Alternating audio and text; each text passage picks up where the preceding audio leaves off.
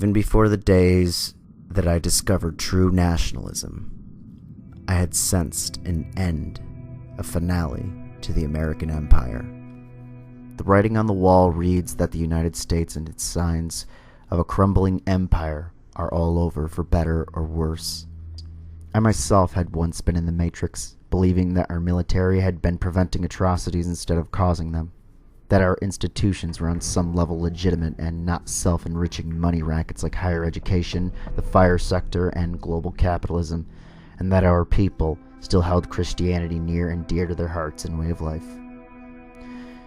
No one in their right mind observing the infinite national debt which enslaves us to a semi-private corporation while living with diversity and endless foreign military entanglement, coupled with a failure to secure our own American border, could see a bright future ahead. We barely have a home, let alone a neighborhood, and our neighborhood does not have self-determination compared to something like the white man's burden. Au contraire, we have merely become a vassal entity, a vassal country for rich elites, and whichever billionaire wishes to buy foreign policy and push a global homo agenda of cultural and ethnic suicide. We can hardly even compare ourselves to the final days of Rome, for even they had not seen such a massive demographic replacement and invasion of their lands as we are today.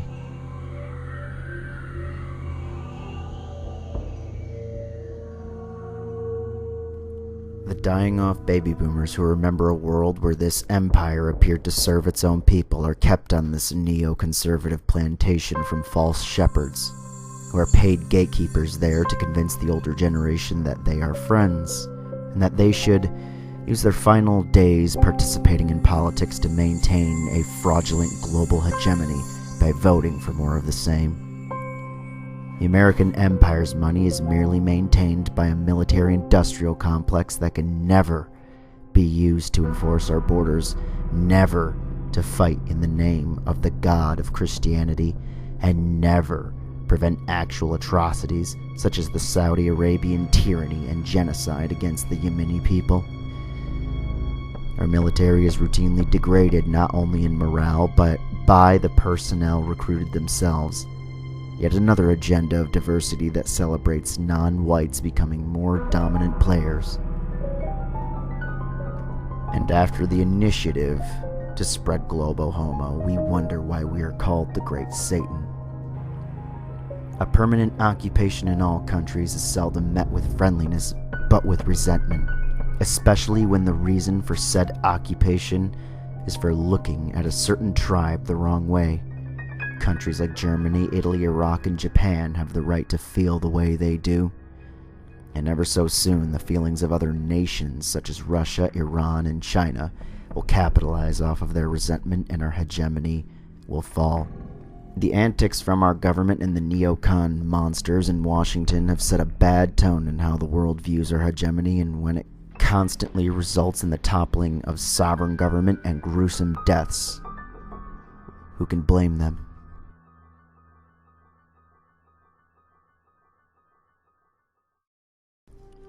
What will rise out of the ashes of the fallen American empire is the will of a people who are not yet gone.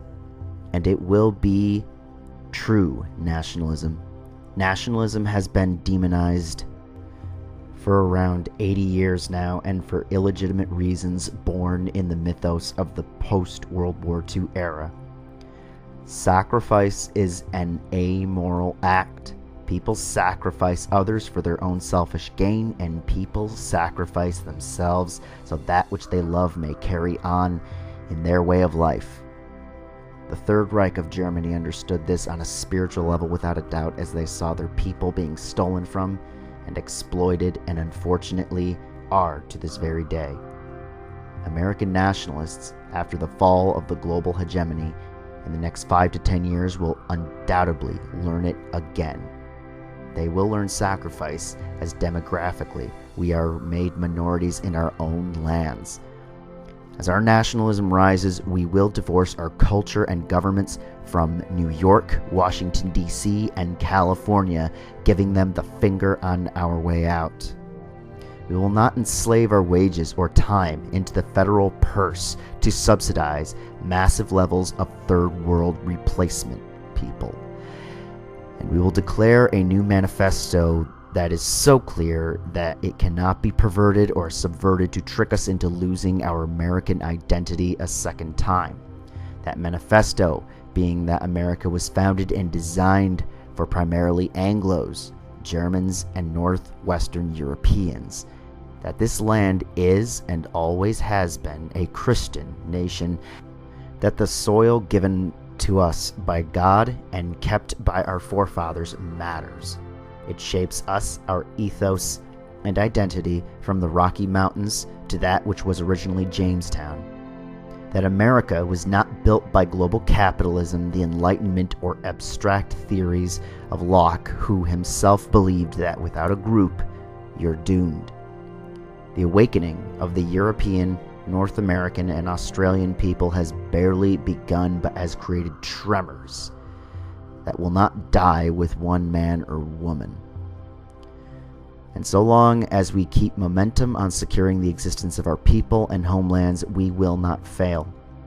Though our awakening has not yet reignited a return to faith in Jesus Christ in the West, I will do my part to spread the good word. Will you? Save the West. Deus Vult.